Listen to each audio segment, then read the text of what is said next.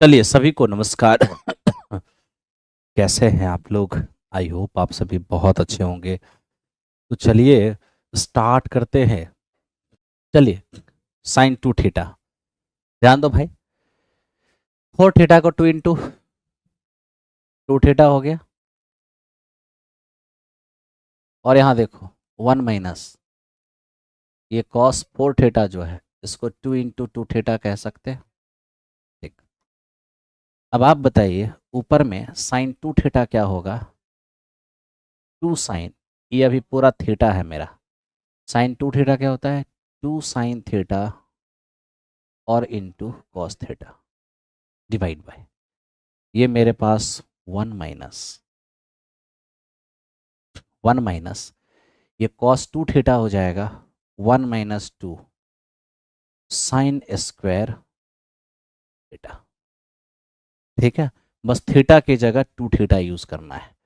ठीक है भाई। अब ये देखो यहाँ पर क्या हो सकता है। तो ये मेरा टू साइन टू थीटा और into cos two theta H it is रहेगा।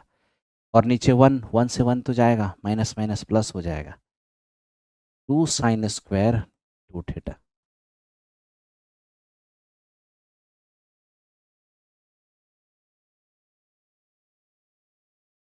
ध्यान दीजिए, ये देखिए साइन टू थीटा से साइन टू थीटा चला गया, दो से दो भी चला गया। Cos two theta by sine two theta, ये हमारा हो जाएगा कॉट टू थीटा। ये इस क्वेश्चन का रिजल्ट हो गया कॉट टू थीटा। ये मेरा कॉट टू थीटा। ठीक है। अब यहाँ हमारा क्वेश्चन नंबर एक फिनिश हो गया है। सर श्रद्धा बैच में अभी बहुत कुछ पढ़ा दिए हैं? नहीं नहीं, अभी बहुत कुछ नहीं पढ़ाए हैं, आप आराम से पढ़िए। मेरा बैच खरीदना है, प्लेटफॉर्म बाय नवीन कुमार सिंह एप्लीकेशन पर जाइए, आराम से बैच परचेज कर लीजिए। ठीक है। देखिए, दो number question, 70 kilometre per hour की स्पीड से चल रही एक रेलगाड़ी विपरीत दिशा में चल रहे एक मोटर सवार को 2 सेकंड में पार करती है। यदि मोटर सवार रेलगाड़ी की समान दिशा में चल रही हो तो 5 सेकंड में उसे पार करती है। मोटर सवार की चाल क्या होगी? अब देखिए, दो बात है। ये एक रेलगाड़ी है, ठीक है, इसकी स्पीड 70 किलोमीटर पर आवर है।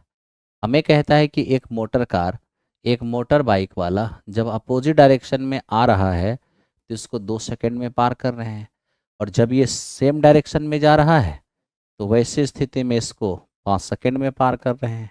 ठीक है। तो अब देखिए हो क्या रहा है, पहले वो समझिए। एक रेलगाड़ी है 70 की स्पीड वाली, ठीक है। एक मोटरसाइकिल वाला जब अपोजिट डायरेक्शन में आ रहा है तो ये उसको 2 सेकंड में पार कर रही है, और जब ये सेम डायरेक्शन में जा रहा है तो उसे 5 सेकंड में पार कर रही है। ठीक। अब आप बताइए, ये मेरा x किलोमीटर पर आवर अगर हम मान लें कि मोटर सवार की चाल है तो कोई फर्क नहीं पड़ेगा। क्यों? मेरे दोस्त आप ये बताओ कि जब कोई रेलगाड़ी किसी मोटरसाइकिल वाले को पार करेगी तो सिर्फ और सिर्फ अपनी लंबाई ही पार करेगी। जब ये इसी मोटरसाइकिल को सेम डायरेक्शन में पार करेगी तो वहां भी अपनी ही लंबाई पार करेगी। ठीक है। तो ये रेलगाड़ी जब इसे अपोजिट डायरेक्शन में पार करेगी तो 2 सेकंड में पार करेगी, और जब सेम डायरेक्शन में पार करेगी तो 5 सेकंड में पार करेगी, है ना। लेकिन सवाल यह है कि ये रेलगाड़ी दोनों ही बार पार कर किसको रही है? एक व्यक्ति को। तो जब ये अपोजिट डायरेक्शन में एक व्यक्ति को पार करेगी तो खुद की लंबाई, सेम डायरेक्शन में उसी व्यक्ति को पार करेगी वहां भी खुद की लंबाई, है ना।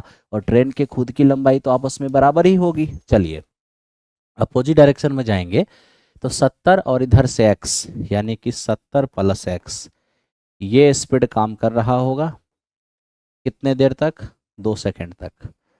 और जब ये सेम डायरेक्शन में पार करेगी तो 70 और माइनस में x, ये वाली स्पीड पार करेगी।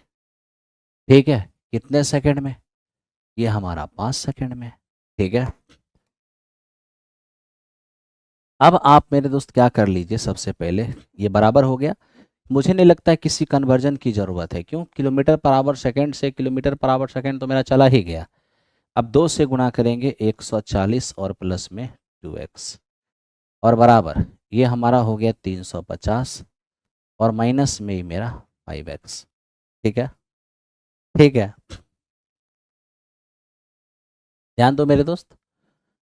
हो गया ये? ठीक, हो गया ये, कोई दिक्कत नहीं होना चाहिए। चलो, अब देखो, जैसे फर्स्ट क्वेश्चन की बात आप कर रहे हो कि सर फर्स्ट क्वेश्चन में थीटा का मान भी तो आप रख सकते हैं।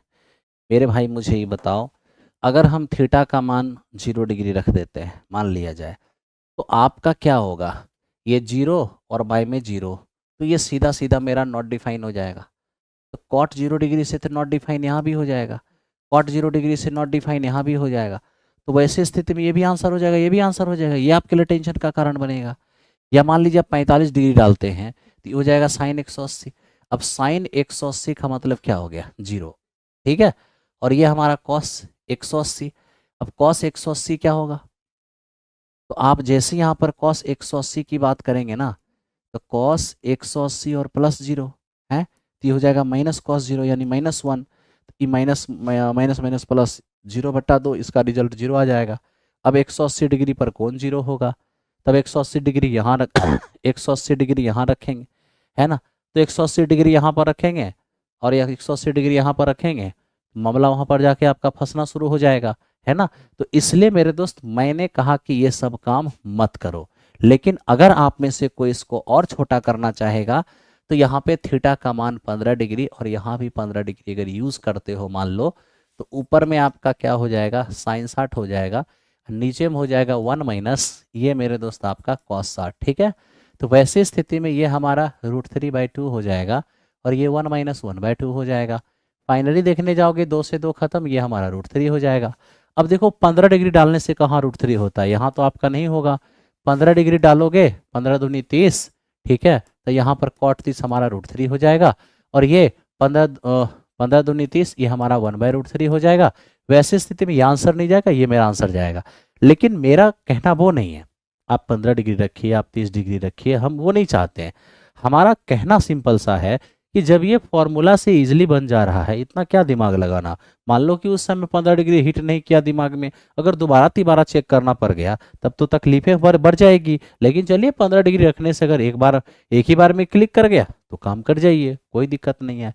ऐसा बिल्कुल भी नहीं है कि थीटा का मान रख करके नहीं बना सकते, बिल्कुल बना सकते हैं। ठीक है, बस देखा मैंने कई मान ट्राई करने पर गए। ओके, लेकिन चलिए कोई बात नहीं, दिमाग में एक बार में क्लिक कर गया, आप कर सकते हैं, कोई रोक टोक नहीं है। अब ये देखो क्या बोल रहा है, कह रहा है किसी समषष्ठभुज के 6 शीर्षों में से 3 शीर्षों को यदृच्छच बिना देखे चुना जाता है। यदि इन 3 शीर्षों से बनने वाले त्रिभुज समबाहु हों तो इसकी प्रोबेबिलिटी क्या होगा। तो देखिए सबसे पहले क्या है कि आप टोटल इवेंट चेक कर सकते हैं। टोटल इवेंट कहने का मतलब ये है टोटल 6 शीर्ष में कितने शीर्ष को चुनना है, 3 शीर्ष को चुनना है। अब टोटल 6 शीर्ष में 3 शीर्ष को चुनना है, ठीक है भाई। तो 6 में 3 का सिलेक्शन करेंगे तो होगा क्या, तो यहाँ पर हो जाएगा 6, 5 और 4 और बटे में 3, 2 और 1, क्या हो जाएगा, ये हमारा 20 हो जाएगा। ठीक है भाई, अब हमें क्या कह रहा है कि यदि 3 शीर्षों से बनने वाले समबाहु त्रिभुज, अब 6 शीर्ष में 3 शीर्ष चुने हैं, टोटल घटना कितना 20, आई मीन 20 तरीके से चुन सकते हैं। 6 शीर्षों में से 3 शीर्ष का चयन 20 तरीके से हो सकता है। ठीक है, लेकिन आपको ये पता होना चाहिए कि वो कैसा हो, एकदम दिमाग लगा के देखिएगा कि आखिर बात क्या है। 3 शीर्ष को आप चुन रहे हैं, लेकिन ये ध्यान रखिएगा कि वो समबाहु त्रिभुज होना चाहिए। ठीक है, अब 3 शीर्ष को चुन के समबाहु त्रिभुज बनाएंगे। जरा चुनिए, देखिए समबाहु कैसे बनता है। अब हम यहाँ देख रहे हैं, इसको मिला देंगे तो समबाहु बनेगा, या मेरे दोस्त इसको मिला देंगे तो समबाहु बनेगा। यानी मेरा कहना यह है कि ये एक ए बी और सी, एक ये समबाहु बनेगा, एक पी क्यू आर हमारा ये समबाहु बनेगा। यानी कि एक समषष्ठभुज में शीर्षों को मिलाने से केवल 2 समबाहु बनता है, एक इक्विलेटरल ये बन जाएगा, एक इक्विलेटरल ये बन जाएगा।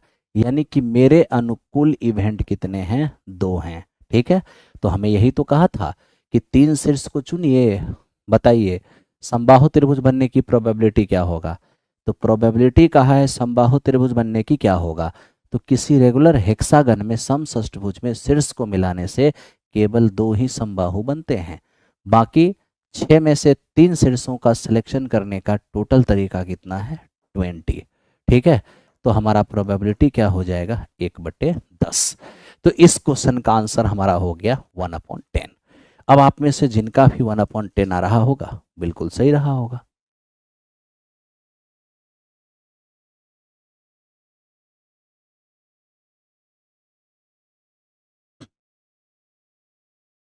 आप हमको एक बात बताओ भाई, आप थंबनेल पर सब कुछ देख रहे हो कि किस क्लास के लिए मैं पढ़ा रहा हूँ, उस पर स्पष्ट लिखा हुआ है, फिर भी हमसे पूछ रहे हो 9th-10th के लिए चल रहा है, 6 to 8 के लिए चल रहा है। थंबनेल पर स्पष्ट लिखा है भाई, थोड़ा तो समझा करो।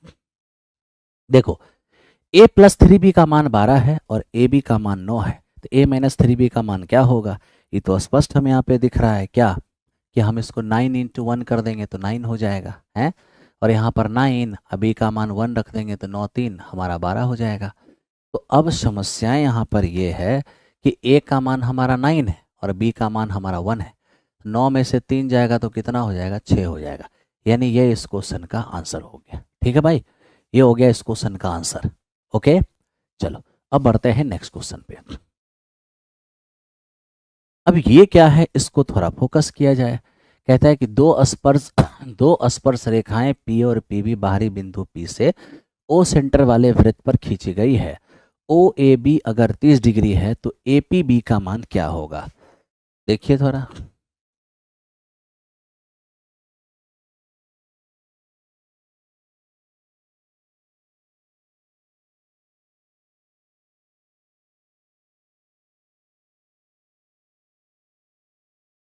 ध्यान दीजिए।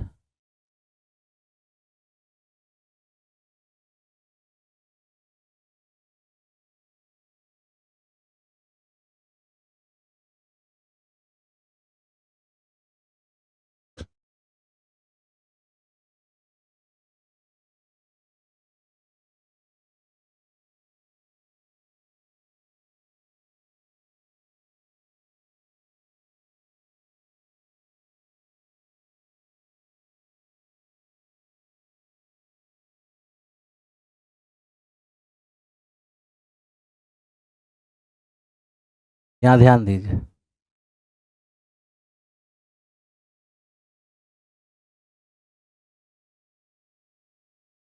अब मेरे दोस्त आप ये देख लीजिए, ये बाह्य बिंदु P है। यहाँ से आपने P और PB स्पर्श रेखा खींचा, वो आपका सेंटर है। और अगर आपने इसको यहाँ से मिलाया, ये वाली, इसको अगर आपने यहाँ से मिलाया, ठीक है, तो आप जरा देखिए OAB ये वाली एंगल कितना दिया हुआ है? तो ये वाली एंगल हमारा 30 दिया हुआ है। ठीक है, अब ये 30 है तो ये भी मेरा क्या होगा? 30 हो जाएगा। अब सोचिए इस बात को मेरे दोस्त, त्रिभुज के तीनों, अच्छा ये 30 तो ये 30 क्यों होगा? क्योंकि ये त्रिज्या होने के कारण बराबर है। जब ये इसके बराबर है तो इसके सामने बने कोण भी क्या हो जाएंगे? बराबर हो जाएंगे। अब सवाल मेरे दोस्त ये है कि दो कोणों का योगफल अगर 60 है तो मेरे दोस्त ये सॉरी दो कोणों का योगफल अगर 60 है तो ये मेरा क्या होगा? 120 होगा, क्योंकि त्रिभुज के तीनों कोणों का योगफल 180 डिग्री होता है, ये आप सभी जानते हो। ठीक है, और अब मेरे दोस्त देखो, ये वाली एंगल और ये वाली एंगल मिलकर भी 180 होता है, आपको पता होना चाहिए। अगर ये 120 है तो ये श्योर हमारा 60 होगा, यानी इस क्वेश्चन का आंसर आपका 60 हो जाएगा, है ना। इसके लिए आप निश्चिंत रहिए, कहीं पे दिक्कत है नहीं। चलो अब चलते हैं नेक्स्ट क्वेश्चन पे। देखो ये क्या कह रहा है, एक किसी काम के 50% भाग को 16 दिन में करता है। ठीक है, अगर 50% काम को 16 दिन में, तो 100% काम को 32 दिन में। 32 दिन में क्यों? 50% का मतलब होता है आधा। 50% का मतलब क्या होता है? आधा। अब देखिए, आधा काम करता है 16 दिन में, तो पूरा काम 32 दिन में करेगा। ठीक है, बी उसी काम के एक चौथाई को 24 दिनों में करेंगे। बी जो है उसी काम के एक चौथाई को, ठीक है, 24 दिन में करेंगे, तो हमारा टोटल वर्क क्या हो जाएगा? 96 दिन हो जाएगा। टोटल वर्क हमारा क्या हो जाएगा? 96 दिन हो जाएगा। ठीक है, अब आप बताइए कि कह रहा है कि एक साथ काम करते हुए 3/4 काम कितने टाइम में करेंगे। तो आप टोटल वर्क देख लीजिए, 96 है, ये 3 हो जाएगा, ये 1 हो जाएगा। अब हमें कह रहा है कि दोनों एक साथ काम करें अगर, तो टोटल काम के 3/4 काम को करना है, और दोनों एक साथ करेंगे तो 3 और 1 4 क्षमता से करेंगे। तो मेरे दोस्त कितना टाइम लग जाएगा। 16 छके 96, 6×3 = 18। इस क्वेश्चन का आंसर ऑप्शन नंबर ए हो जाएगा। अब आप में से जिनका ए आ रहा था बिल्कुल करेक्ट रहा होगा। ठीक है भाई, चलो चलते हैं नेक्स्ट क्वेश्चन की ओर। इससे देखिए आखिर ये क्या है। किसी समचतुर्भुज के एक विकर्ण की लंबाई 48 सेमी है। यदि समचतुर्भुज की भुजा 26 है तो समचतुर्भुज का क्षेत्रफल क्या होगा। तो यहाँ यहाँ पर मेरे दोस्त आप देख सकते हैं,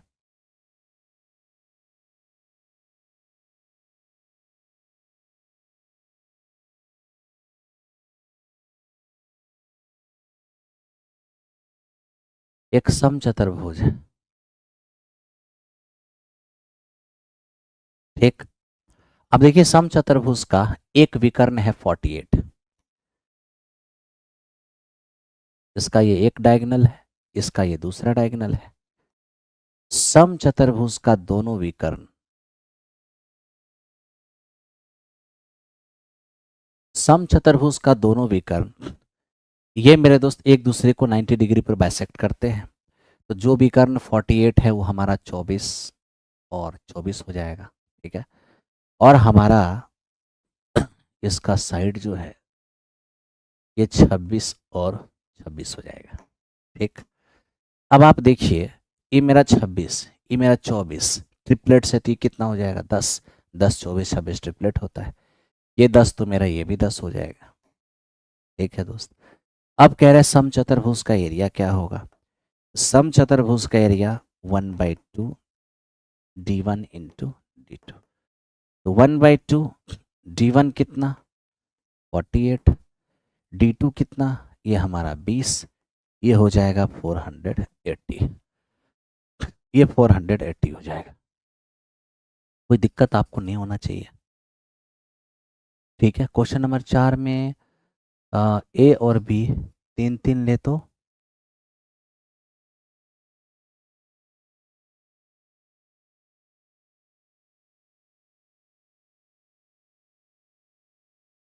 क्या हो गया जी।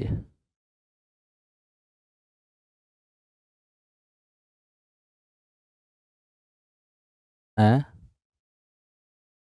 नहीं मानेगा, लो नहीं मानेगा तो क्या ही बोले, लोग समझते तो हो नहीं। a+3b बराबर 12, और ए बी का मान कितना है, ए बी का मान है 9। क्या चाहिए a-3b, तो देखिए a+b का होल स्क्वायर, a-b का होल स्क्वायर, ठीक है, +4ab भी होता है, वही कर लो, बोथ साइड स्क्वायर करो, बोथ साइड स्क्वायर करो।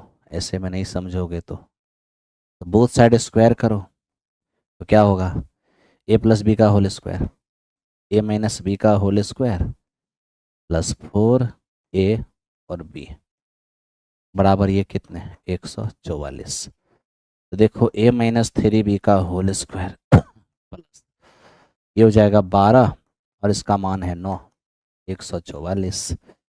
a-3b का होल स्क्वायर प्लस, तो यहाँ से मेरे दोस्त देखेगा तो ये क्या हो जाएगा 108 जाके घटेगा 36। a-3b जो होगा ये +-6 होगा। ठीक है, +-6, तो हमारे पास +6 था, ये मेरा आंसर हो गया। ठीक है भाई, इसलिए मैंने उसको ऐसा ही आंसर लगा दिया। बाकी तुम ऐसे भी कर सकते हो, कोई आपत्ति नहीं है।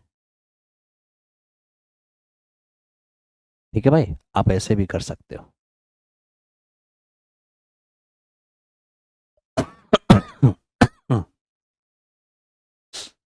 चलो आगे बढ़ते हैं नेक्स्ट क्वेश्चन पे। देखो +-6 रहता तो +-6 लगाते, +-6 का मामला नहीं है, तो मेरे दोस्त हमने +6 लगा दिया, ऑप्शन में सिर्फ +6 था। ओके, अरे मेरे दोस्त ई कैसे होगा? +6 भी होगा, -6 भी होगा। जब +6 अवेलेबल है ऑप्शन में तो वो आंसर क्यों नहीं जाएगा? अगर +6 और -6 में कोई भी ऑप्शन में नहीं होता तो जाके ऑप्शन नंबर ही होता। जब प्लस वाला है ही तो वो क्यों नहीं आंसर जाएगा? ऐसा कहाँ कहाँ कह रहा है कि प्लस माइनस दोनों में आंसर होगा? प्लस में है तो हम उसको आंसर नहीं लेंगे, ऑप्शन नंबर ही लेंगे। क्यों होगा? ई क्यों होगा? है ना? चलो आगे बढ़ते हैं, इस क्वेश्चन पे आ जाओ।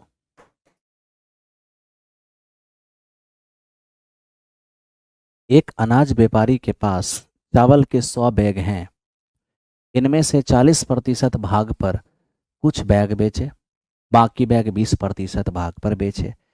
ये 100 बैग बेचने पर उनका कुल लाभ 14% था। बताइए 20% का लाभ, उसमें कितने में बैग बेचे गए? ठीक है, अब देखो सबसे पहले तो ये समझो कि मेरे दोस्त, उन्होंने 10% के बैग पर लाभ पर कुछ बैग बेचे।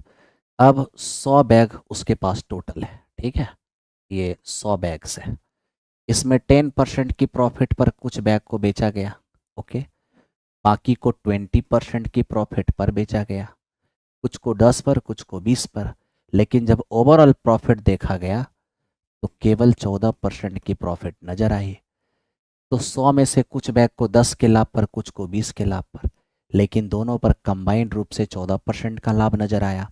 तो अलग अलग प्रॉफिट और उसका कंबाइंड प्रॉफिट, ठीक है। तो मेरे दोस्त आइए, यही एलिगेशन है। कैसे एलिगेशन लगाएंगे?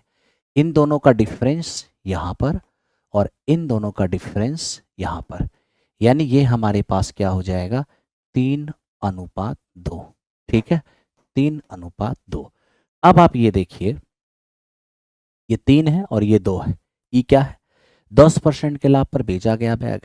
ये क्या है? 20% के लाभ पर बेचा गया बैग। अब मेरे दोस्त आप यहाँ देखो, 3 और 2 5, कुल मिला के 5 बैग जो है 100। एक का मान हो जाएगा 20। अब एक का मान 20, 3 का मान 60 हो जाएगा। एक का मान 20, 2 का मान 40 हो जाएगा, ठीक है। तो हमें यहाँ पर कहा गया है 20% की प्रॉफिट पर, तो 20% की प्रॉफिट पर आपने 40 बैग बेची है। ऑप्शन नंबर ए इस क्वेश्चन का आंसर हो जाएगा, 40 इस क्वेश्चन का आंसर होगा, ठीक है भाई। चलो अब चलते हैं 9 नंबर प्रश्न की ओर। क्वेश्चन नंबर 9, ये हमें कह रहा है एक मीनार की ऊंचाई 120 मीटर है। बिंदु बी से मीनार की चोटी का उन्नयन कोण 75 है। एक मीनार की ऊंचाई 120 मीटर है, बिंदु बी पर मीनार की चोटी का उन्नयन कोण 75 डिग्री है। देखिए ये रहा एक मीनार, और मीनार की जड़ से कहीं एक पॉइंट है, याद रखिए। और इस पॉइंट पर मीनार के शीर्ष का जो कोण है, ये एक मीनार है। मीनार की जड़ से बिंदु बी पर मीनार के शीर्ष के कोण जो है वो 75 है। हमें कह रहा मीनार की ऊंचाई 120 मीटर है। तो बताइए मीनार की जड़ से बिंदु बी की दूरी, ये दूरी मांग रहा है, ठीक है। सबसे पहले तो आप ये समझिए क्या मेरे दोस्त, अगर ये 90 है, ये 75 है, तो ये 15 हो जाएगा, ठीक है। अब मैं आपसे ये पूछ रहा हूँ कि 15, 90 और 75 का केस जानते हैं। 75 के सामने √3 + 1, 15 के सामने √3 - 1, और 90 के सामने 2√2। ये बात अच्छी तरह ध्यान रखिएगा, ठीक है। तो आज देखिए √3 + 1 का मान मालूम है, √3 + 1 का मान मालूम है कितना? 120 मीटर। हमें यहाँ से मान किसका चाहिए? हमें इसका मान चाहिए।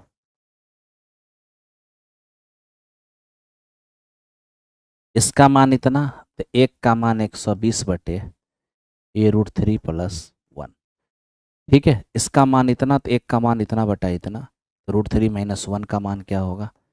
ये हो जाएगा √3 -1 से आपको गुना करना होगा। भाई √3 + 1 का मान इतना, तो एक का मान क्या होगा? 120 बटा √3 + 1। अब इससे हम गुणा करते हैं, इसका मान चाहिए ना, तो इससे हम इसमें गुणा कर दिए। अब आप इसको यहाँ पर समझिए क्या, रेशनलाइज करना पड़ेगा। ये √3 + 1 है ना, तो √3 - 1 से गुणा और √3 - 1 से भाग। तो ऊपर में देखिए क्या हो जाएगा, 120 तो एज इट इज है, √3 - 1 √3 ए माइनस बी ए माइनस बी का होल स्क्वायर होगा 4 - 2 √3, और नीचे क्या हो जाएगा, a + b × a - b, 2 हो जाएगा। अब आप ये देखिए, इससे 2 को मना के कट जाएगा 2, फाइनली 120, और ई रह जाएगा 2 - √3। ठीक है, तो ये हमारे इस क्वेश्चन का आंसर होगा ऑप्शन नंबर ए। बड़ी प्यार से आप करा पाओगे, कहीं कोई दिक्कत नहीं।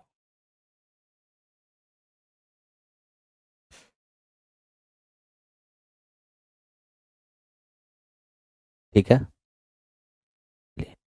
आइए आगे बढ़ते हैं, देखते हैं।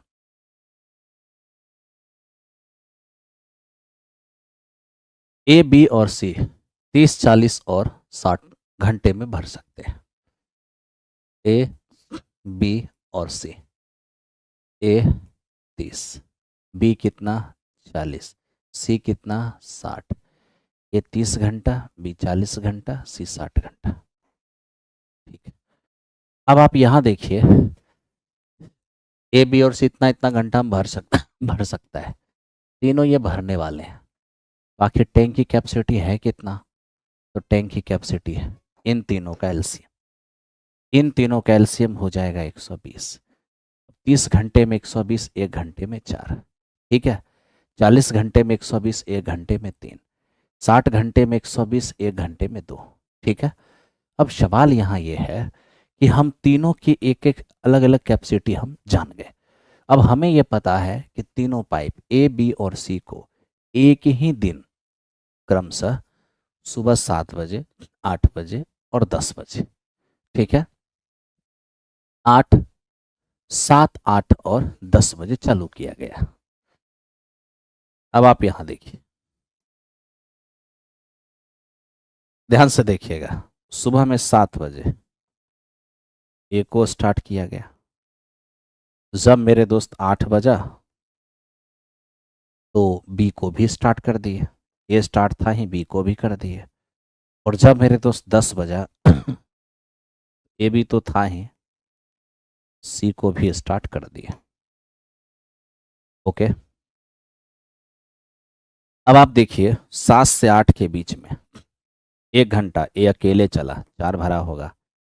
8 से 10 के बीच में 2 घंटा ए बी दोनों चला है, ए बी दोनों, तो दोनों मिलकर 1 घंटे में 7 भरेगा, तो 2 घंटे में 14। अब 10 बजे अगर हमारा तीनों चल रहा है, पहले देखिए 120 में 14 4 18 भर गया, बच गया 102। अब इस 102 को भरने के लिए ये तीनों चल रहा है, तो 7 4 3 7, 7 और 2 कितना मेरे दोस्त 9। ठीक है, ये 9। तो आप यहां से देख लीजिए,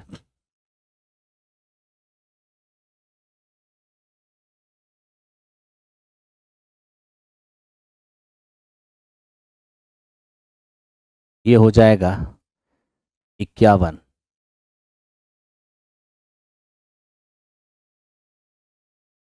34 दिया, 3 दिया, फाइनली हो जाएगा 11 घंटे।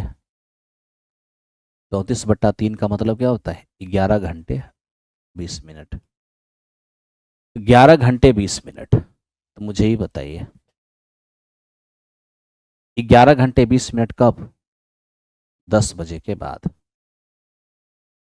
तो अगर 10 बजे के बाद 11 घंटे 20 मिनट, तो आप एक काम कर दो, इसमें 12 घंटा जोड़ दो। 10 बजे में 12 घंटा जोड़िएगा, 10 बजे दिन में 12 घंटा जोड़िएगा, 10 बजे रात हो जाएगा। लेकिन आपको तो 11 घंटा 20 मिनट जोड़ना था, 40 मिनट ज़्यादा जोड़ दिए, तो 40 मिनट घटा दीजिए, 40 मिनट घटाइएगा, ये हो जाएगा 9:20। ये 9:20 इस क्वेश्चन का आंसर हो जाएगा, 9:20। ठीक है मेरे दोस्त, तो 9:20 यही आपके इस क्वेश्चन का आंसर आया होगा। बहुत लोग बादल बादल कर रहे हैं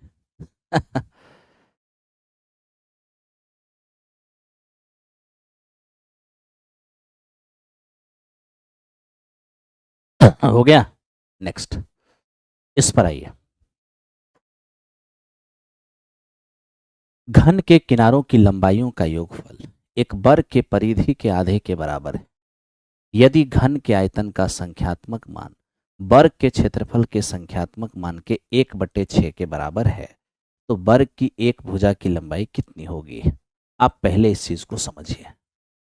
घन के किनारों के संख्यात्मक मान, मेरे दोस्त, आपके पास एक क्यूब है।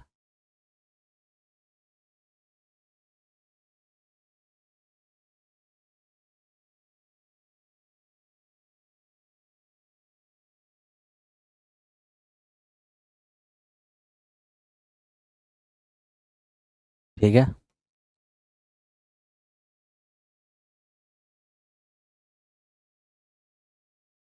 अब देखिए ये हमारा ए है और इसकी भुजा को हम एक्स मान लेते हैं। ठीक है, घन के किनारों की लंबाई का योगफल वर्ग के परिधि के आधे के बराबर है। घन में 12 किनारे हैं, 12 किनारों का योगफल 12a हो जाएगा। वर्ग की परिधि यानी 4 गुने भुजा के आधे के बराबर है। घन के सभी किनारों का योगफल वर्ग के परिधि के आधे के बराबर है। ठीक है, अब 4 तिया 12 गुना होगा 6a बराबर x हो जाएगा। क्या चाहिए? वर्ग की भुजा, तो आप घन की भुजा निकाल लीजिए, x/6 है ना, निकाल के रखे रहिए। अगला इंफॉर्मेशन क्या है? घन के आयतन का मान वर्ग के क्षेत्रफल के 1/6 के बराबर है। जिस घन की भुजा a है उसका आयतन एक क्यू हो जाएगा, और वर्ग की भुजा x है तो एरिया x² हो जाएगा। घन के आयतन का मान वर्ग के क्षेत्रफल के 1/6 के बराबर है। ठीक है, अब a का मान x/6 है तो यह x³ हो जाएगा 216 बराबर। यहां पर मेरे दोस्त हम देख लेंगे कि ये x²/6 हो गया। अब यहां से अगर हम कट करने जाएंगे तो ये मेरा हो जाएगा 36, x² से ये मेरा चला गया, x का मान क्या हो जाएगा? 36। तो ठीक है, आप सबका आया होगा, कहीं कोई दिक्कत नहीं रहा होगा। मुझे चाहिए वर्ग की भुजा, एक बार फिर कैलकुलेशन देख लीजिए। कैसे कटेगा? 36, x का मान 36, 36 ही होगा। ऑप्शन नंबर ई इस क्वेश्चन का आंसर होगा। ठीक है भाई, ऑप्शन नंबर ई इस क्वेश्चन का आंसर होगा।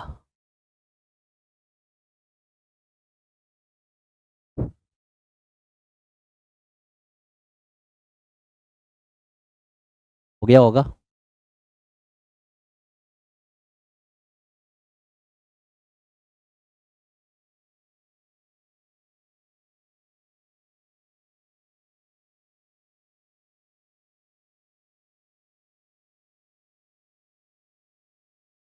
चलिए आगे बढ़िए।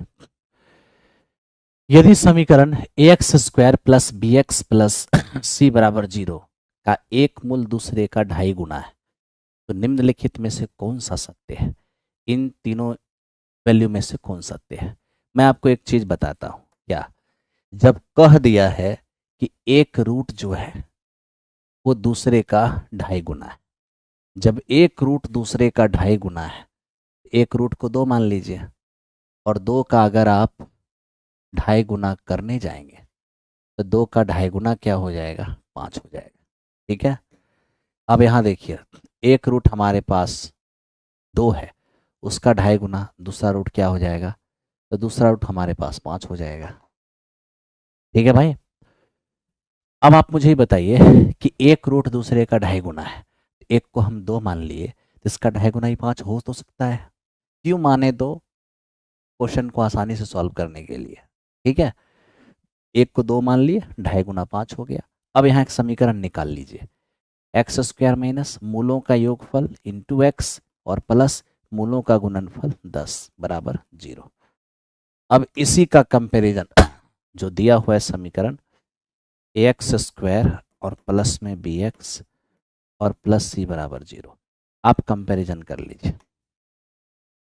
आप जैसे ही कंपैरिजन करेंगे, a का मान मेरे पास 1 हो जाएगा, b का मान मेरे पास -7 हो जाएगा, c का मान मेरे पास 10 हो जाएगा। ठीक है, c का मान 10 हो जाएगा। अब ये बताइए, ए का मान 1, बी का मान -7, सी का मान 10, रख के देखिए कहाँ सेटिस्फाई होता है। ये हमारा हो जाएगा, ये तो बराबर होगा ही नहीं। यहाँ पर अगर रखते हैं ये भी बराबर नहीं होगा। यहाँ पर रखते हैं तो 10 × 7 का स्क्वायर 49, यहाँ पर होगा 49 सी का मान 10, ए का मान 1, 490 इधर भी होगा, 490 इधर भी होगा, ये दोनों बराबर हो जाएगा। तो इस तरीके से ऑप्शन नंबर सी इस क्वेश्चन का आंसर हो जाएगा।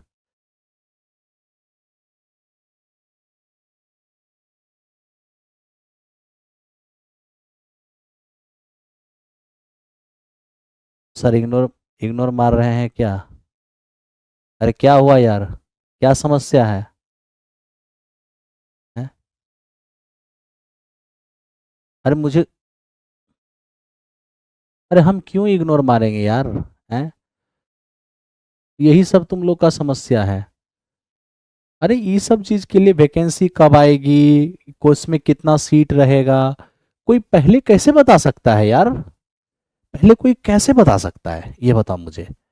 जब आएगा नोटिफिकेशन आएगा तभी ना कोई बता पाएगा भाई। ये सब चीज के लिए तुम मुझे क्यों कोस रहे हो?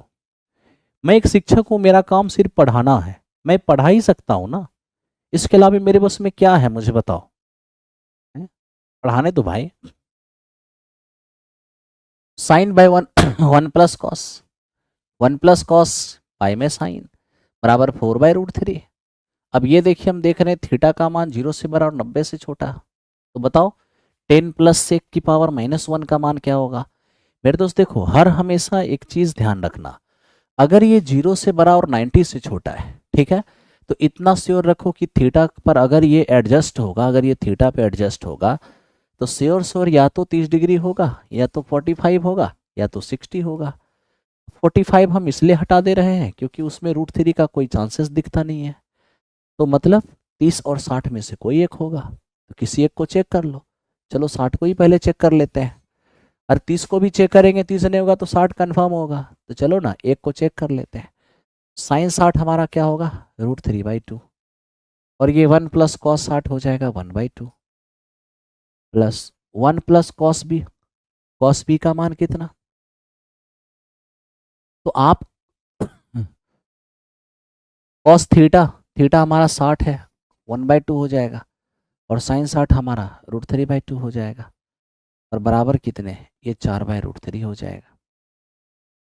अब आप बताओ मुझे, 2 से 2 मेरा खत्म हो गया, ये √3/3 हो जाएंगे, प्लस ये 2 से 2 कट जाएगा, ये 3 हमारा √3 हो जाएगा। अब यहाँ देखिए, यहाँ से 1/√3 होने वाला है, प्लस ये मेरा √3 हो जाएगा। एलसीएम लेंगे तो 4/√3 हो जाएगा। बिल्कुल बिल्कुल, ये आरएचएस आ गया हमारा 60 डिग्री पर। ठीक है, 60 डिग्री पर बिल्कुल आ गया। अगर मेरे दोस्त 60 डिग्री पर ये सेटिस्फाई हो गया, वही 60 डिग्री क्वेश्चन पार्ट में डाल दो। लेकिन अब समस्या ये है कि आप में से बहुत लोग ये चाहते हैं कि सर ये चीज़ें मुझे कैसे पता चलेगी कि 30 या 60 ही होगा, क्योंकि ये जो हमारे पास अभी एक्सप्रेशन है, ये कोई सिंपल एक्सप्रेशन नहीं है। अगर एक बार 60 डिग्री सॉल्व किया, फ्लॉप हो गया, तो फिर 30 डिग्री कंफर्म होना पड़ेगा, है ना?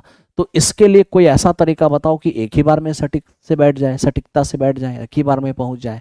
तो मेरे दोस्त उसके लिए थोड़ा सा सॉल्व करना होगा। अब थोड़ा सा सॉल्व करना होगा तो समझिए कैसे सॉल्व करेंगे। ये मेरा 1 + cos और ये मेरा साइन, तो ये हो जाएगा साइन थीटा और इंटू 1 + cos थीटा, 1 + cos। अब देखिए साइन इंटू साइन, ये क्या हो जाएगा? ये हमारा साइन स्क्वायर थीटा होगा। 1 + cos इंटू 1 + cos, ये हमारा हो जाएगा 1 + cos थीटा का होल स्क्वायर। ठीक है, अब ये देखिए हमारा 4/√3 हो जाएगा। अब इसको देखिए, ये sine square theta, 1 + cos theta क्या होगा? a² प्लस में b² और प्लस 2ab करोगे तो 2 cos थीटा हो जाएगा, बाई यहाँ पर साइन थीटा और ये 1 + cos थीटा। अब हम देख रहे हैं कि sine square plus cos square 1, तो sine square plus cos square 1 और 1 1 कितना हो जाएगा? 2। अब प्लस में 2 cos है तो 2 कॉमन कर लो, cos थीटा हो जाएगा। समझ में कुछ आया क्या हुआ? साइन स्क्वायर कॉस स्क्वायर 1 हो जाएगा, 1 पे 1 2, 2 प्लस 2 कॉस, 2 कॉमन लेंगे 1 प्लस कॉस हो जाएगा। और नीचे हमारे पास साइन थीटा और ये हो जाएगा 1 प्लस कॉस थीटा, बराबर कितने होंगे, तो बराबर होगा 4/√3। अब ये देखिए हमारे पास ये चला गया, ये हमारा 2 हो गया। अब ध्यान दीजिए, ये साइन हमारा ऊपर अगर जाता है, उलटते हैं अगर साइन को ऊपर करते हैं, तो ये हमारा √3/2 हो जाएगा। साइन में कितने डिग्री का मान है, 60 डिग्री का।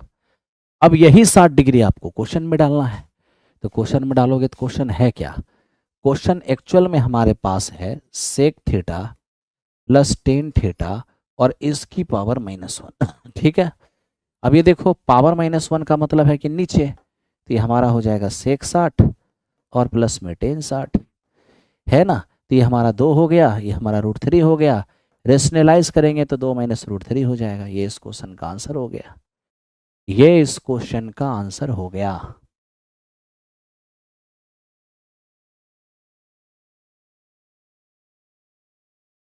ठीक है, चलो नेक्स्ट क्वेश्चन पे चलते हैं। ये मेरा 13 नंबर सवाल है, 14 नंबर पे चलेंगे।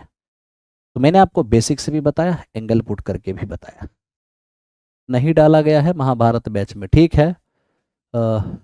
नौखेज अजमद अहमद मेरे भाई, उसमें डाला जाएगा, घबराओ मत तुम। ठीक है, डाला भी जाएगा, उसकी सॉल्यूशन भी डाली जाएगी, क्योंकि वहाँ पर क्यूब एंड क्यूबॉइड और कोन का अच्छा क्यूब क्यूबॉइड है, क्यूब क्यूबॉइड नहीं डाला गया है। अच्छा ठीक है, हम डलवा देते हैं, डोंट वरी, क्योंकि क्यूब एंड क्यूबॉइड तो हो चुका है। देखो, वह सबसे बड़ी से बड़ी संख्या क्या होगी जिससे इन सब को विभाजित करने पर रिमाइंडर इतना इतना इतना बचता है। अब ये देखिए, 1026 में हम भाग दिए तो रिमाइंडर हमारा 2 बचा। 2052 में भाग दिए तो रिमाइंडर हमारा 4 बचा। 4102 में भाग दिए तो रिमाइंडर हमारा 6 बचा। अब थोड़ा सा मेरे दोस्त सोच के देखिए, थोड़ा सा, ठीक है, क्या सोच के देखना है।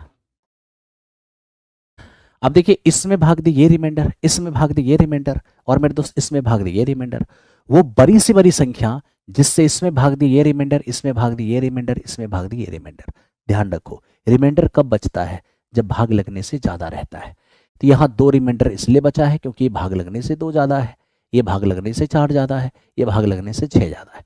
तो डिवीजन से जितना ज्यादा है उसको हटा दो। तो चलो 2 हटा दो इसमें से, 1024 हो जाएंगे। 4 हटा दो इसमें से, 2048 हो जाएंगे। 6 हटा दो इसमें से, 4096 हो जाएंगे। तो मेरे दोस्त, मेरा कहना यह है कि जो रिमाइंडर, रिमाइंडर मतलब कचरा, कचरा जब आपने हटा दिया तो अब ये या ये पता है क्या है, ये भाग लगने लायक है।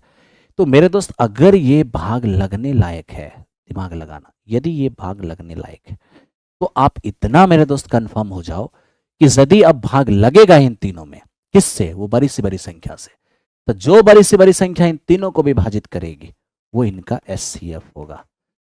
1024, उसी का 1024 का डबल और 1024 का 4 गुना, मतलब इन सब में कॉमन जो है वो 1024 है। तो यही वो 1024 है जो इसको तो विभाजित कर देगा, लेकिन इससे जब इसमें भाग देंगे तो ये तीनों रिमाइंडर बचेगा। ठीक है मेरे दोस्त, चलो नेक्स्ट क्वेश्चन पे चलते हैं। अब ये क्या कहता है इसको ध्यान से देखना। वर्ग ए का विकर्ण इतना है, वर्ग बी के विकर्ण पर खींचे गए वर्ग का क्षेत्रफल क्या होगा जिसका एरिया ए के एरिया का डबल है। इसका मतलब समझ रहे हो, एक वर्ग ए है, एक मेरे दोस्त वर्ग बी है, एक वर्ग बी है, ठीक, और ये है वर्ग बी का, एक वर्ग बी है, और ये है वर्ग का डायगोनल। समझने की कोशिश करना मेरे दोस्त, और ये है इस वर्ग का diagonal. According to question, question के मुताबिक ये हमारा वर्ग ए है, ये मेरा बी है, और कहा वर्ग बी के डायगोनल पर एक नया विकर्ण वर्ग बनाइए और इस वर्ग का एरिया बताइए। ये मेरा वर्ग ए है, ये मेरा वर्ग बी है, और वर्ग बी के विकर्ण पर बना हुआ ये तीसरा वर्ग है। और इसी तीसरे वर्ग का मुझे एरिया चाहिए। जबकि मेरे दोस्त मुझे ये बात पता है, वर्ग ए का जो विकर्ण है वो हमारा ए प्लस बी है। अब आपको समझना ये होगा, हमको किसका एरिया चाहिए? हमको इस वर्ग का एरिया चाहिए। अगर हम इसको सी बन बोल देंगे तो हमको वर्ग सी का एरिया चाहिए। कैसे निकलेगा?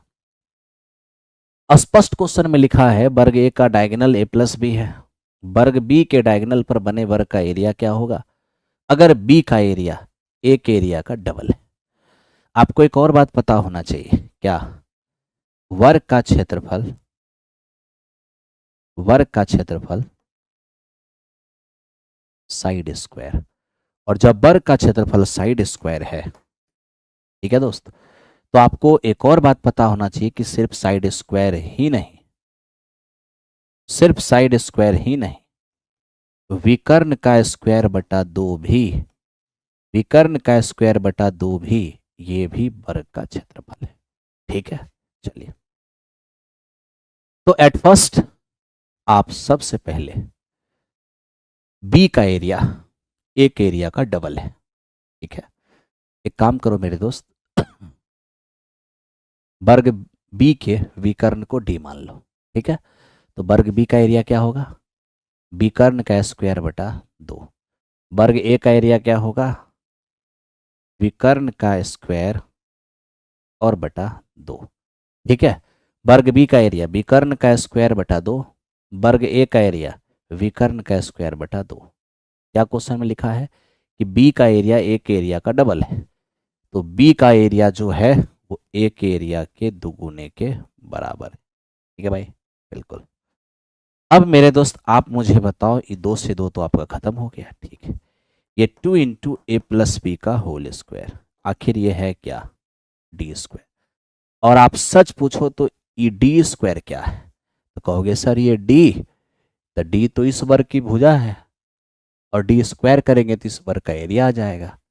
यही मेरे दोस्त वर्ग सी का एरिया है, यही वर्ग सी का एरिया है। यानी सीधा आपका आंसर हो गया 2 इंटू ए प्लस बी का होल स्क्वायर। तो यही इस क्वेश्चन का आंसर हो गया।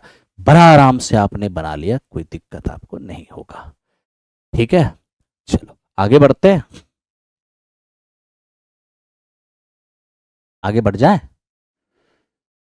ठीक है, बढ़िए। नेक्स्ट क्वेश्चन हो गए मेरे दोस्त। चलो 16 नंबर सवाल देखो कि आखिर यह है क्या। कह रहा है कि एक संख्या p एक अन्य संख्या q से 20% अधिक है, लेकिन एक संख्या r से 10% कम है। देखिए ये मेरा p है, ये q है और ये r है। मेरे दोस्त p q से जो है ये 20% ज़्यादा है, और r सो जो है r से 10% कम है। तो सवाल यहाँ पर है कि अगर हम q को 100 मान लें तो इससे 20% ज़्यादा 120 हो जाएगा। और आपको पता है कि r से 10% कम यानी r का 90% कौन है? a। ठीक है, सॉरी p है, p q से 20% अधिक, r से 10% कम। तो p अगर r से 10% कम है यानी r का 90% कौन है? p है। तब तो मेरे दोस्त ये r का 90% अगर करने जाएंगे p, तो p तो हमारा 120 है, फाइनली हो जाएगा 3, और ये कितना? तो ये हो जाएगा हमारा 40। यानी r बराबर होगा 400 बटा 3 यानी 133 सहित 1/3, 133 सहित 1/3। क्या हमसे मांग रहा है पहले ही बताइए? हमसे कह रहा है कि बताइए क्यू आर का कितना परसेंट है। एक काम कीजिए ना, डायरेक्ट यही रहने दीजिए ना, 400/3 रहने दीजिए, 400/3। हमें कह रहा है क्यू आर का कितना परसेंट है। क्यू है कितना? 100। आर का, आर है 400/3, कितना परसेंट है? तो मेरे दोस्ती 2 0 से 2 0 चला गया, 3 ऊपर 4 25 हो जाएगा 75% इस क्वेश्चन का आंसर हो गया। मुझे नहीं लगता है कोई दिक्कत आपको होना चाहिए। ठीक है, आगे बढ़े। क्वेश्चन नंबर 16 हो चुका है। 17 की ओर चलते हैं। 17 नंबर ए की 4 प्लस बी की 4 ए स्क्वायर बी स्क्वायर इतना, A square B square minus A B इतना, 1/a 1/b का मान क्या होगा। मित्र मेरे, सबसे पहले तो आप ये समझ लो कि A square plus A B plus B square into A minus A B plus B square, आखिर ये क्या है। A4 plus B4 plus A square B square. ठीक है, अब आप देख लो मेरे दोस्त, अगर ये आपको मालूम है 21, ठीक, और ये आपको मालूम है 273, 21 से अगर इसको काटेंगे हो जाएगा 13। ठीक है, 21 21 दिया 63, यानी आप ए स्क्वायर प्लस ए बी और प्लस बी स्क्वायर, ये हमारा हो गया 13। ए स्क्वायर माइनस ए बी और प्लस बी स्क्वायर, ये हमारे पास क्या है 21। हमें चाहिए क्या, हमें चाहिए 1/a प्लस 1/b। तो फाइनली हमारा हो जाएगा b प्लस a और y में a b, ये दोनों चाहिए। ठीक है, निकल जाएगा। पहले आप दोनों समीकरण को ऐड कीजिए, अगर आप ऐड कीजिएगा तो a b चला जाएगा, twice of A square plus B square, ये मेरा हो जाएगा 34, यानी A square plus B square ये हो जाएगा 17। समीकरण 1 में से 2 को घटाइए, ये खत्म, ए बी हमारा हो जाएगा 2ab बराबर, इसमें से ये जाएगा -8, ए बी का मान हो जाएगा -4। अब आप आराम से बैठाइए। तो आपको चाहिए a प्लस बी, आप एक काम करो ना, क्या भाई, आप सिंपल सी बात समझो, अगर ये दोनों को हम जोड़ दें, A square plus B square plus 2ab, 17 में 8 घट भी जाएगा तो 9 होगा, तो ये तो a प्लस बी का होल स्क्वायर हो गया बराबर 9। तो फाइनली a प्लस बी हमारे पास हो जाएगा 3। ठीक है, तो आप देख लीजिए, जब a प्लस बी हमारे पास 3 हो गया और ए बी हमारे पास, अगर निकालेंगे ए बी तो -4 हो जाएगा, यानी फाइनली -3/4 हो जाएगा। यही इस क्वेश्चन का आंसर होगा। आप में से बहुत सारे लोग निकाल के आ रहे होंगे, कुछ लोग नहीं भी निकाल पाए होंगे।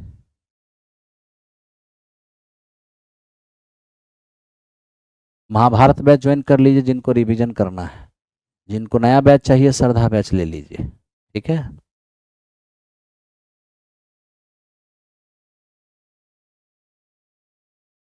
आगे बढ़ो। अब आज के बाद हम कभी भी लाइक करने नहीं बोलेंगे, लाइक क्विक करने हम कभी नहीं बोलेंगे, चुपचाप आएंगे पढ़ाएंगे। ठीक है, क्या बात करते हो भाई,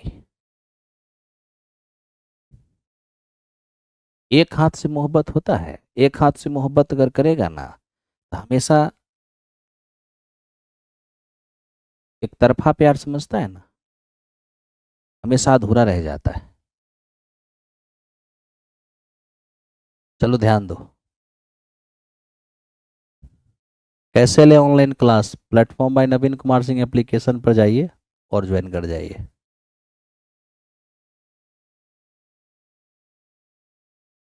अब इसको देखिए, ये क्या है, एक लंबवृत्तीय शंकु की त्रिज्या ऊंचाई का अनुपात इतना है, यदि वक्र क्षेत्रफल इतना है, इसका आयतन क्या होगा।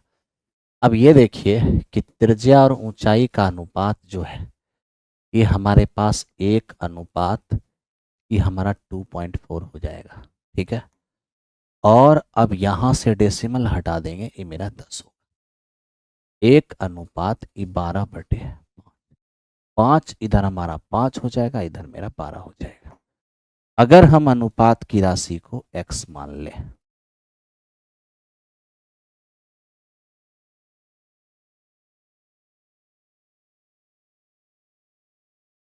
ये मेरा रेडियस है 5x, ये मेरा है 12x, 12 5 तो ये क्या हो जाएगा 13x। अब आप यहां देखिए, क्या मुझे चाहिए, वक्र पृष्ठ एरिया, कर्व सरफेस एरिया। ठीक है, अब कर्व सरफेस एरिया हमारा πRL होगा, πRL। ठीक है, तो मेरे दोस्त आप जानते हो कि पाई आर एल, पाई आर हमारा 5x है, एल हमारा 13x, और ये कितना हमारा आ गया 2502.5, डेसिमल हटाइए 10।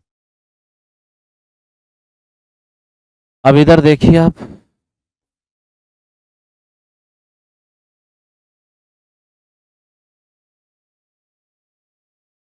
ठीक है, 13 से काटिए 11 से, तो 11 चौको 44, ठीक है, बचेगा 6, 11 पचे 55, 11 चौको 44, 60, 11 पचे 55, 11 पचे 55, और 11 दूनी 22, 13 तिया 39, 13 पचे 65, ठीक है। और क्या देख पा रहे हैं, ये 2 पचे 10, 7 पचे 35, फाइनली एक्स स्क्वायर बराबर क्या होगा, उधर 49 और इधर 2 दूनी 4, यानी एक्स का मान होगा 7/2। क्या चाहिए, वॉल्यूम, लीजिए वॉल्यूम निकालिए, volume 1/3 pi R square, R square बोले तो 25x स्क्वायर, और इंटू एच, एच कितना है 12x, 1/3 पाई का मान 22/7, एक्स का मान 7/2 है तो 49/4 होगा, 12 इंटू 7/2, जो कटता है उसको काटिए, 7 से 7 चला गया, ठीक है, और 2 से ये 11 हो गया, और 4 तिया 12, 3 से 3 भी खत्म हो गया। अब क्या होगा,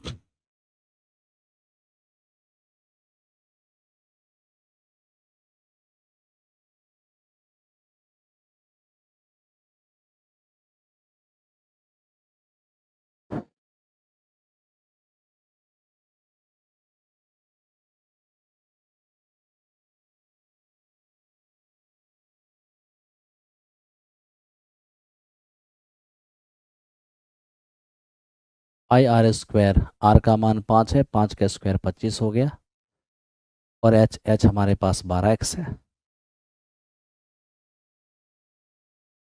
ठीक है, 7 से 7 चला गया, 2 से 11 बार में, 4 तिया 12 से 12 भी चला गया, 49 इंटू एक्स क्या मांगा है, तो इसका वॉल्यूम क्या होगा, क्या हो गया भाई, कहीं से कुछ प्रॉब्लम हो गया लगता है मुझे, 24 से मल्टीप्लाई, कहाँ समस्या हो गया,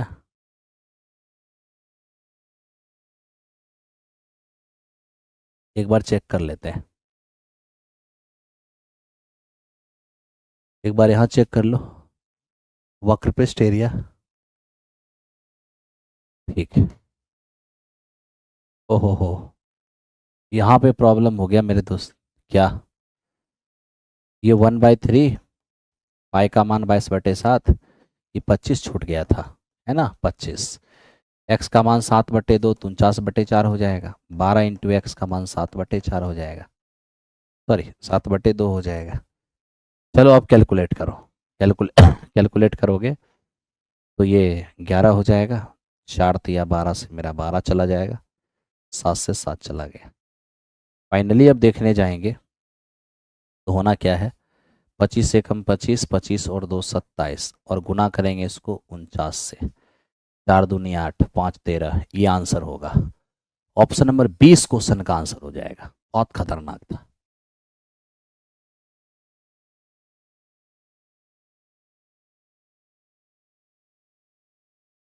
चलिए दीपक कुमार, स्वागत है आपका, बहुत अच्छी बात है, बहुत अच्छी बात है।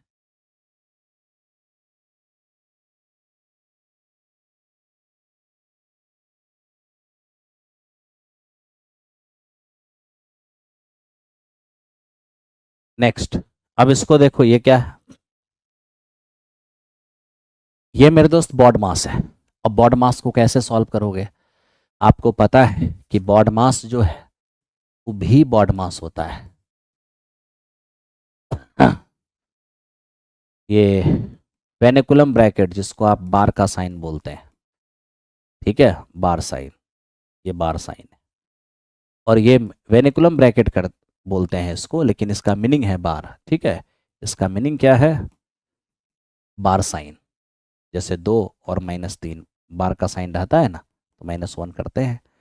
तो मेरे दोस्त अब बी का मतलब आप जानते हैं कि ब्रैकेट होता है, लिखने की ज़रूरत नहीं है।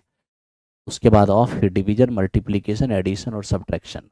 बार का सिंबल, पहले बार को सॉल्व करते हैं, फिर ब्रैकेट को, फिर ऑफ को, फिर डिवीजन को, मल्टीप्लिकेशन, एडिशन एंड सब्ट्रैक्शन। ठीक है, चलो काम करते हैं अब जल्दी से।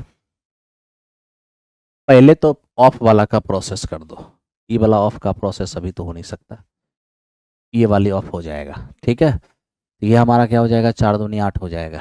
ओके, ये 12, तो ये हमारा 36 हो जाएगा। ठीक है, हाँ, आगे गुना पीछे भाग, भाग पहले होगा। 32/36, 8 चौके 32, 9 चौके 36, ये हो जाएगा हमारा गुना। और अब देखिए क्या,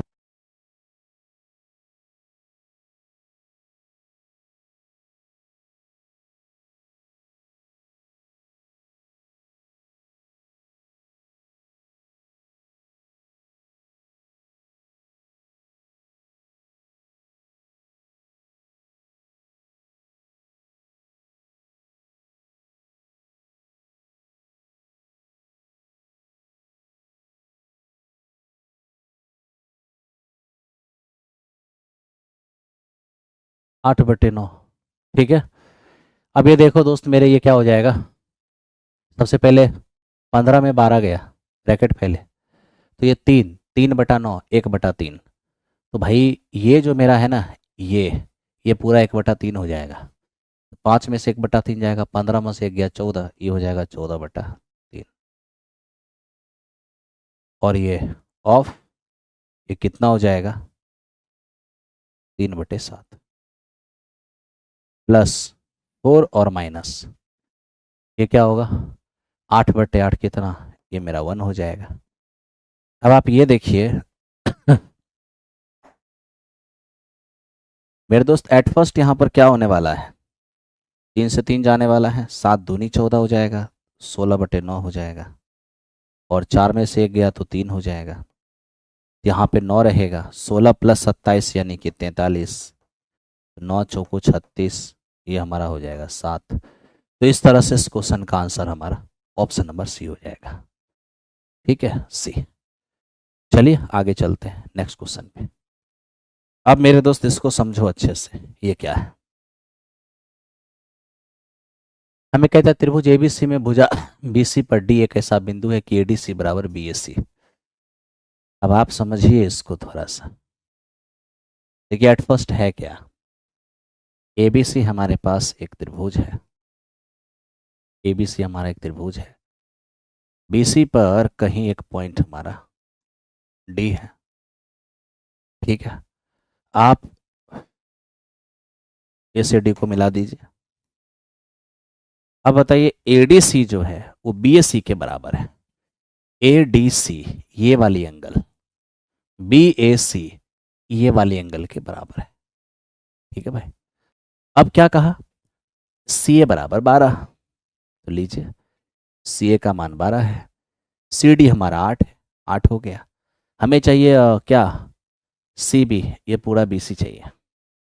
कोई बात नहीं, काम करते हैं। सबसे पहले मुझे ये बताइए छोटा से त्रिभुज और बड़े से त्रिभुज में ये वाली कौन कॉमन है या नहीं है? ठीक है, तब तो इस त्रिभुज के दो कोण बड़े त्रिभुज के भी दो कोण के बराबर है, तो तीसरा कोण क्या होगा? अपने आप बराबर होगा। इस त्रिभुज का तीसरा कोण ये है और बड़े त्रिभुज का तीसरा कोण ये है, आपस में बराबर हो गया। समझ रहे हो ना? ये छोटा त्रिभुज में भी है और ये बड़े त्रिभुज में भी है, ये कोण दोनों में कॉमन है। और इस त्रिभुज का ये कोण और इस त्रिभुज का ये कोण बराबर, ऐसा क्वेश्चन में लिखा है। तब तो एक त्रिभुज के दो दो कोण बड़े त्रिभुज के दो कोण के बराबर, तो इसका तीसरा कोण बड़े त्रिभुज के तीसरे कोण के बराबर हो जाएगा। तो अब क्या करें? कॉरेस्पॉन्डिंग साइड का रेशियो इक्वल कीजिए। तो बोलिए हमें चाहिए क्या? BC। ठीक, अब ये देखिए इसके सामने बड़े त्रिभुज में BC है और ये बराबर है इसके, तो इसके सामने छोटे त्रिभुज में क्या है? ये मेरा AC है। फिर ध्यान से देखिए, बीटा के सामने छोटे त्रिभुज में क्या है? अच्छा, पहले ऊपर में बड़ा त्रिभुज लिखे थे ना, इसके सामने बड़े त्रिभुज में BC, और ये इसके बराबर है, तो इसके सामने छोटे त्रिभुज में हमारा AC।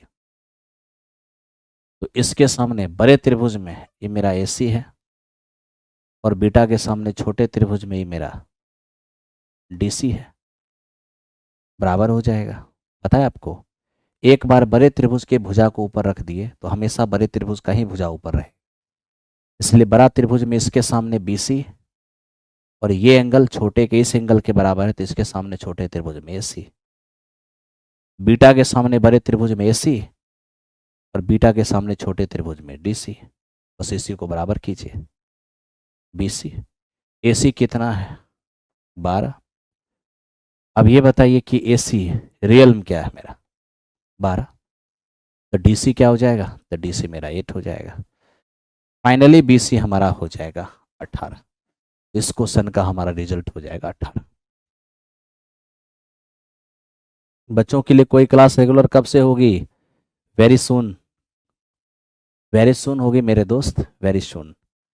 और हम भयंकर रूप में आएंगे। अब होगी भी तो हम भयानक रूप में आएंगे, नॉर्मल रूप में नहीं। अब इसको देखिए, ये तो वही क्वेश्चन रिपीट हो गया फिर से, अभी तुरंत जो बताए थे। अब इसे देखिए, ये क्या है? हमें कहा गया है कि जी एक्स बराबर fx और बटा qx। देखो fx है कितना?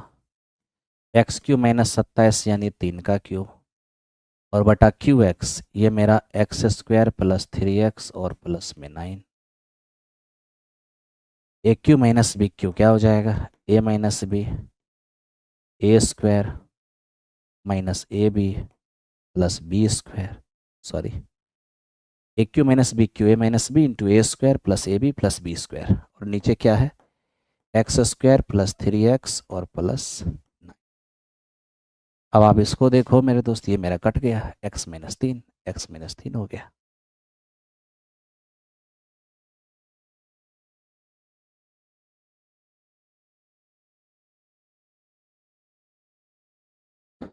ठीक है भाई, चलो इसको देखो।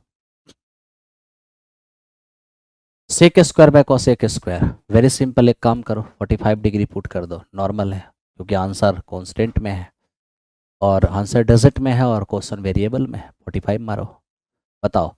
सेक स्क्वायर 45 दो, कोसेक स्क्वायर 45 दो, कोसेक स्क्वायर 45 दो, सेक स्क्वायर 45 दो, सेक स्क्वायर 45 कोसेक स्क्वायर 45, ये हो जाएगा 1 1 2 और माइनस में 4, रिजल्ट आएगा -2। ऑप्शन नंबर C इस क्वेश्चन का आंसर होगा। कोई दिक्कत नहीं है, कहीं दिक्कत नहीं है। ठीक है, चलते हैं नेक्स्ट क्वेश्चन पे। अब इसको देखो मेरे दोस्त, क्या कहा गया? कहा गया कि x को इस सब में जोड़ा जाए तो संख्याएं प्रोपोर्शन बनाती है, इन दोनों का मीन प्रोपोर्शन क्या होगा? जानते हो वो कौन सी संख्या है जिसे जिसे इन चारों में जोड़ेंगे? ये संख्या है x, जिसको चारों में जोड़ेंगे तो प्रोपोर्शन बनाएगी। x का मान पहले निकाल लीजिए। अगर ये चारों प्रोपोर्शन बनाएगी x जोड़ने के बाद, चाहे x घटाने के बाद, दोनों के लिए सेम प्रोसेस है। x जोड़ने से प्रोपोर्शन बनाए या x घटाने से प्रोपोर्शन बनाए, x का मान कैसे निकालेंगे? आउटर आउटर मल्टीप्लाई करो, इनर इनर मल्टीप्लाई करो, ठीक है। बाहरी बाहरी गुना करो, अंदर अंदर गुना करो, और इसका डिफरेंस ऊपर लिखो। फिर इन्हीं के योगफल का अंतर नीचे लिखो। 35 और 2 37, 30 दिया 90, नीचे लिख दो। ठीक है, तो डिफरेंस लेना है जब भी, तो बड़े में से। दिमाग मेरा भी खराब हो गया। अरे बाहरी बाहरी गुना किया, अंदर अंदर गुना किया, तो external product internal product, product का डिफरेंस ऊपर, अब उन्हीं के एडिशन का डिफरेंस नीचे। तो बोलिए 35 और 2 37, 30 और 3 33, लीजिए डिफरेंस। तो आप जैसे ही डिफरेंस लेंगे, ऊपर में आपको 20 और नीचे में आपको 4, क्या नजर आएगा? 5। x का मान 5 हो गया। अब वही 5 इसमें जोड़ दीजिए, वही 5 यहाँ रख दीजिए। आपको क्या चाहिए इन दोनों का? इन दोनों का चाहिए मीन प्रपोर्शन। तो देखिए मीन प्रपोर्शन क्या होगा, दो संख्या का मीन प्रपोर्शन होता है दोनों का प्रोडक्ट 12 गुने 3, यानी कितना हो जाएगा 6। ये आपका रिजल्ट हो गया 6। ठीक है, ज्योमेट्री समझ में नहीं आती है, सब समझ में आ जाएगा, टेंशन नॉट। इसको देखो, हमें क्या कहा गया, हमें कहा गया कि एक त्रिभुज की भुजाएं 56, 90 और 106 है। तो इनके परिवृत्त की परिधि क्या होगी? सबसे पहले तो आप ये जान लीजिए कि 28, 45 और 53, ये मेरे दोस्त एक ट्रिपलेट है। एक ट्रिपलेट आप करके देख सकते हैं। 28 का स्क्वायर 784, 45 का स्क्वायर 2025 और 53 का स्क्वायर 03 और 28।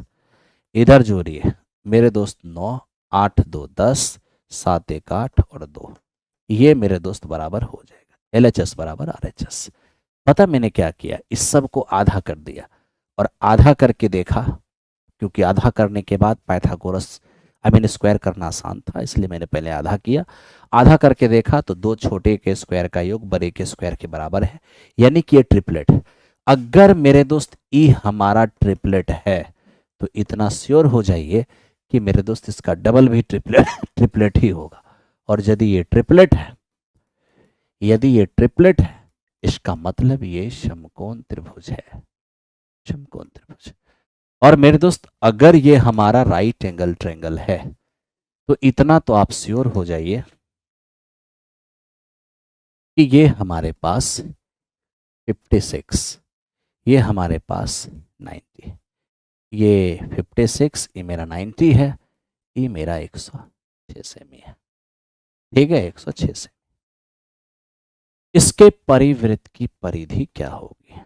अब आप इस बात को समझिएगा। जब मेरे दोस्त ये ट्रिपलेट हो गया है, आपको ये भी पता होना चाहिए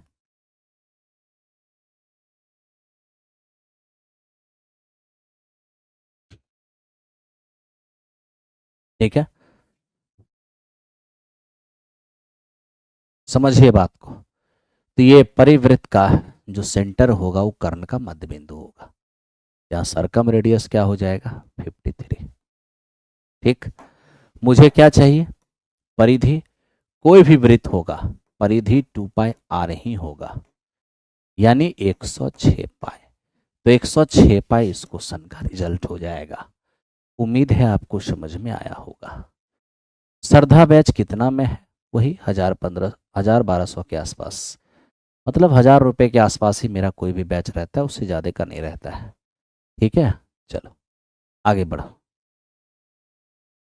अब ये देखो क्या है, कहता है त्रिभुजाकार पार्क पार्क की भुजाएं इतना इतना इतना है, इसका क्षेत्रफल एक वर्ग के क्षेत्रफल के बराबर है। तो बताइए बगीचे का परिमाप क्या होगा? सबसे पहली बात, ये त्रिभुज की एक भुजाएं हैं, ये एस निकालिए और हीरोन्स फॉर्मूला का यूज करके,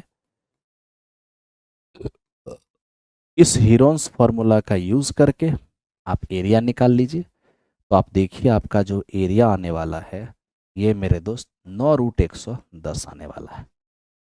में कहा गया इस त्रिभुज का एरिया वर्ग के एरिया के बराबर है। ठीक है, वर्ग के एरिया के बराबर है। सॉरी, एक मिनट मेरे दोस्त, वो आप कैलकुलेट कर लेना, वो आप कैलकुलेट कर लेना क्या आएगा, मैं ऐसे ही नहीं लिखूंगा। ठीक है, कैलकुलेट कर लेना कि क्या आता है। आपको पता है कि वर्ग का क्षेत्रफल भुजा स्क्वायर हो जाएगा, यहाँ जो कुछ भी एरिया आएगा, ठीक, जब वर्ग की भुजा निकालोगे तो मेरे दोस्त इसका स्क्वायर रूट होगा। ये हमारा स्क्वायर का साइड है, ये साइड ऑफ स्क्वायर है।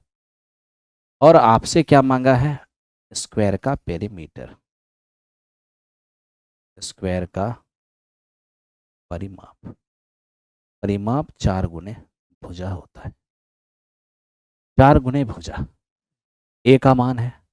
और मेरे दोस्त जो भी यहाँ पे आएगा भुजा रखिएगा ए, तो आपको नहीं लगता है कि जब हम 4 से इसको गुणा करेंगे हमारा 4 का मल्टीपल ही आंसर आएगा। 4 का मल्टीपल केवल ये है, यही आंसर जाएगा। ठीक है, यही आंसर जाएगा। बाकी आप कैलकुलेट कर लेना मेरे दोस्त, कैलकुलेट करके आप सॉल्व करना। ये थोड़ा सा कैलकुलेशन आपके लिए छोड़ दिया हूँ, थोड़ा आप कर लेना। ठीक है, चलो टीजीटी के लिए न्यू बैच कोई आने वाला है कि?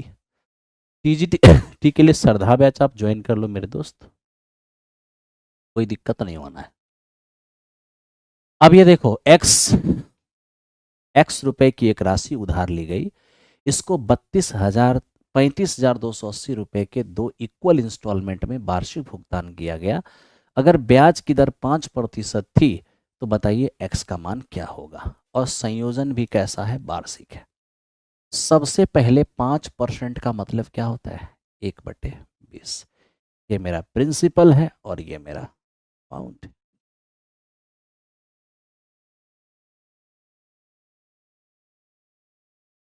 ध्यान दो। अब ये देखो मेरे दोस्त, यहाँ पर 20 प्रिंसिपल 1 इंटरेस्ट के साथ 21 हो जाएगा। ठीक है, ये हो गया 1 साल की बात। जब 2 साल की बात आएगी, ये 400 से 441 हो जाएगी, ये 400 से 441 हो जाएगी।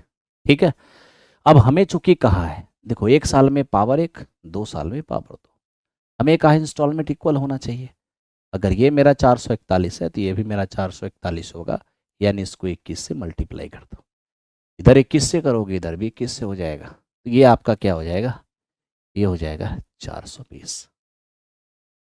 अब आप देख लो मेरे भाई, 420 और 400, ये हो जाएगा मेरा 820। ठीक है, तो आपको पता है ये 820 क्या है, ये 820 प्रिंसिपल है, वो राशि है जो आपने कर्ज लिया है, जो आपको चुकाना है। आपको क्वेश्चन में अवेलेबल है कि वो राशि है कितना, तो वो राशि मेरे दोस्त 35,280 है, 35,280। ठीक है, बताओ कितना गुना है, ओ सॉरी, 35,280 नहीं है मेरे दोस्त, 35,280 की तो इक्वल इंस्टॉलमेंट है, ये इंस्टॉलमेंट है मेरे दोस्त। इसने जो पैसे कर्ज लिए थे वो इतने इतने के 2 इंस्टॉलमेंट में चुका रहा है, तो मतलब ये 441 जो हमारा इंस्टॉलमेंट है वही 35,280 है, 35,280। आप यहाँ पर देख लो कि ये हमारा एक बराबर क्या होगा, एक बराबर हमारा 80।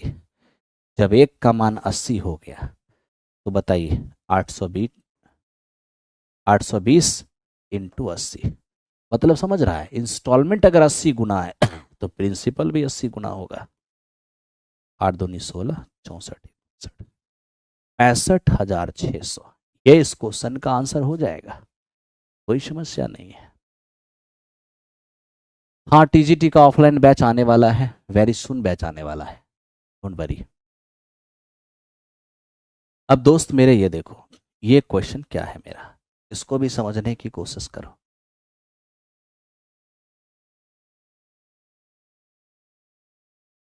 एक डिस्कशन मुझे कल मॉर्निंग में लेना होगा था आप लोगों का, एक डिस्कशन हम कल मॉर्निंग में लेंगे ताकि हम पूरा मेकअप कर सके। थोड़ा सा पीछे रह गया आपका डिस्कशन, ठीक है, उसे हम कंप्लीट कर देंगे कल सुबह में। ठीक है, तो देखो ए बी सी हमारे पास ये 90 डिग्री, कोण भी हमारा 90 है, ए बी का मान 6 है, बी सी का मान 8 है, और बी डी ए सी का लंबवत है, बी डी ए सी पर।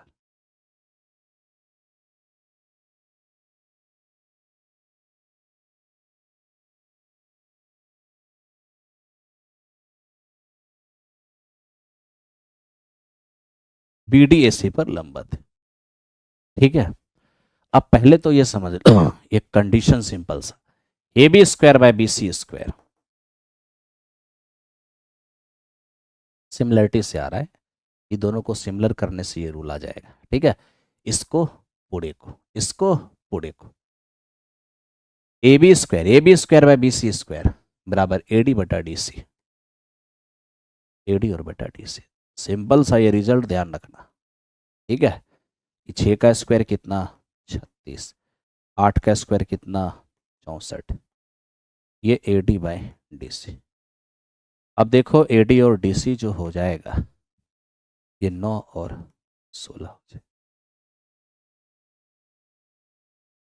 9 और 16 हो जाएगा। ठीक है, चलिए थैंक यू।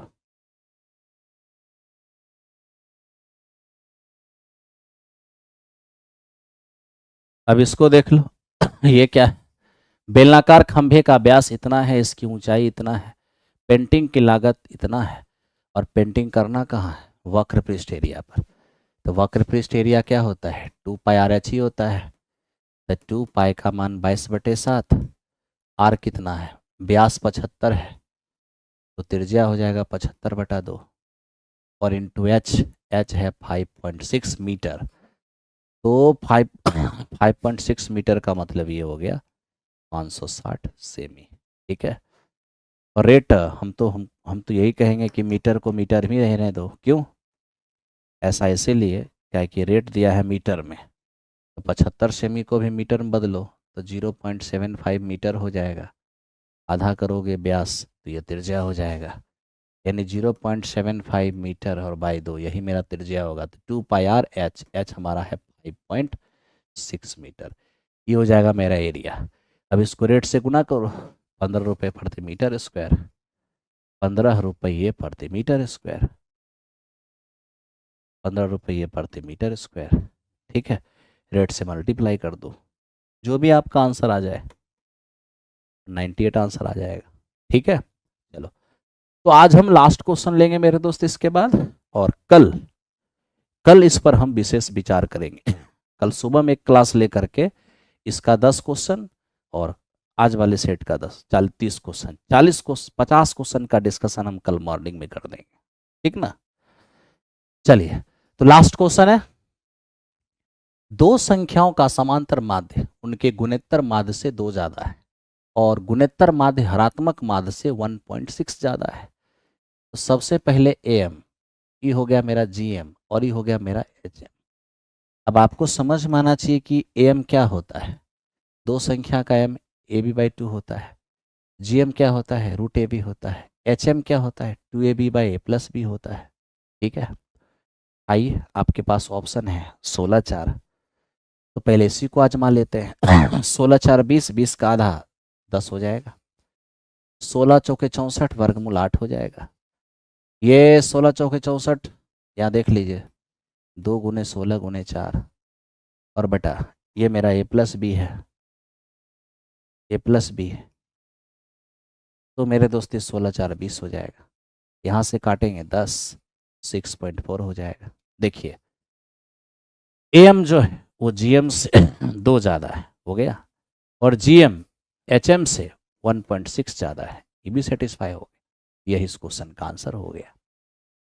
तो चलिए अब साइंस का टाइम हो गया है, और अब यहाँ से आप लोग साइंस का डिस्कशन देखिएगा।